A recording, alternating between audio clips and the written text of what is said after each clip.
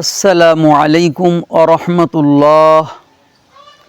প্রিয় বন্ধুরা, নিউ আমল শিক্ষা চ্যানেলের পক্ষ থেকে জানাই আন্তরিক মোবারকবাদ ও সালাম। আমরা আজ আলোচনা করব ঘুমানোর পূর্বে সুন্নাত ও ফজিলাত আমাদের প্রিয় নবী সাল্লাল্লাহু আলাইহি ওয়াসাল্লাম কি বলেছেন। প্রশান্তির ঘুমের জন্য অনেক আমলের কথা বলেছেন, যে আমলগুলো করলে আমরা শান্তিতে ঘুমাইতে পারব এবং অনেক সওয়াব পাব। আপনারা বিছানা ঝেড়ে নেবেন শোয়ার সময়, কারণ আমাদের অজানাতে বিছানার উপর আমাদের অনুপস্থিতিতে পীড়াদায়ক কোনো কিছু আছে কি না এটা আমাদের জানা নাই। বুখারী শরীফের হাদিস 6320। 2 নম্বর, ঘরের দরজা বন্ধ করা, কেননা শয়তান বন্ধ দরজা খুলতে পারে না। বিসমিল্লাহ বলে আপনারা দরজা বন্ধ করবেন। বুখারী শরীফের হাদিস নম্বর 5623। 3 নম্বর, ঘুমের শুরুতে পড়তে হবে আল্লাহুম্মা বিসমিকা আমুতু ওয়া আহইয়া। এই দোয়াটি আপনারা পড়বেন। এই দোয়াটির অর্থ হলো, হে আল্লাহ, আপনার নামেই মরে যাই, আবার আপনার নামে জীবন লাভ করি। বুখারী শরীফ হাদিস নম্বর 6314। 4 নম্বর, ডান কাঁধে শোয়া।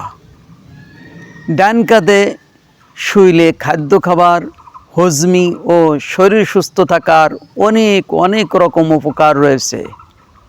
5 নম্বর, নাপাক হইতে মুক্ত হওয়া, উজু করে ঘুমানো।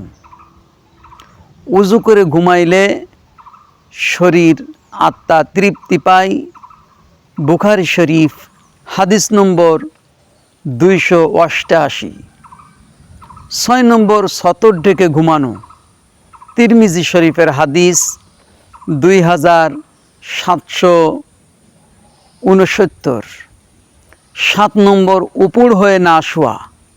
তিরমিজি শরীফের হাদিস নম্বর 2764। 8 নম্বর, বাতি বন্ধ করে শোয়া। এই বাতি বন্ধ করে শোয়ার ডাক্তারি মতবাদে আপনারা জানেন, পরীক্ষা নিরীক্ষায় অসংখ্য উপকার রয়েছে। 9 নম্বর, দুঃস্বপ্ন দেখলে সাথে সাথে শোয়ার দিক পরিবর্তন করা, অর্থাৎ যদি ডান কাঁধে থাকেন তবে বাম কাঁধে চলে যাবেন, আর যদি বাম কাঁধে থাকেন তাহলে ডান কাঁধে চলে যাবেন।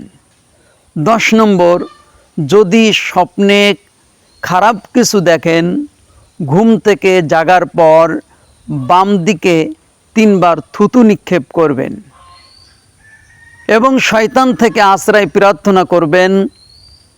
আউযু বিল্লাহি মিনাশ শাইতানির রাজিম, লা হাওলা ওয়ালা কুওয়াতা ইল্লা বিল্লাহ বলবেন। বুখারী ও মুসলিম শরীফ। এভাবে ঘুমানোর বেশ কিছু সুন্নাত রয়েছে।